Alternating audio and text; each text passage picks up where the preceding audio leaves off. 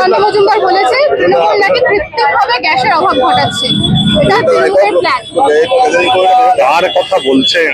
বাংলার মানুষের কাছে এদের কোনো প্রাসঙ্গিকতা নেই, এদের কোনো গুরুত্ব নেই। এরা মুখ খুললেই ঢপ মারে, এটা বাংলার মানুষ জানে।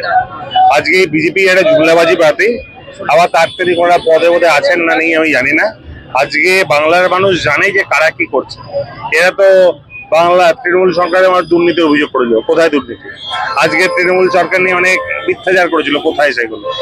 আজকে তারা যা প্রতিশ্রুতি দিয়েছিল কোনো প্রতিশ্রুতি রাখেনি। বাংলার মানুষ বোঝে কারা কাজ করেছে, কারা কাজ করেনি, কারা ঘরে ঘরে প্রকল্প পৌঁছে দিচ্ছে, আর কারা ইলেকশন আসলে বাতলাবাজি করে, তা বাংলার মানুষ জানে। এদের কথা কোনো প্রয়োজন নেই। খুব ভালো সিদ্ধান্ত, কারণ এবার গতবার থেকে তো লোডশেডিং এ চিটিংবাজি করে জিতেছিলেন সামান্য কিছু ভোটে, তাই ফলে সে বলতে পারে আমি 1-0 জিতেছি। এবার দুটো আসনে হেরে খেলার ফল হবে 2-1। নিশ্চিত থাকুন, লিখে রাখুন, দুটো আসনে গোয়ারা হারবেন, মার্জিনও হবে প্রচুর এবং খেলার ফল হবে 2-1।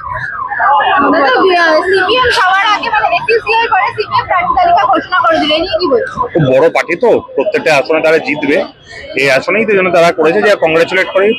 এবং আমি বিশ্বাস করি এই সিপিএম অন্তত মাঠে থাকুক, মানে তারা তো বিক্রি হয়ে যাচ্ছে অনেক ক্ষেত্রে, যে সত্যি রাজনৈতিক দলটা থাকে তারা অন্তত মাঠে থাকুক, তারপর কথা হবে।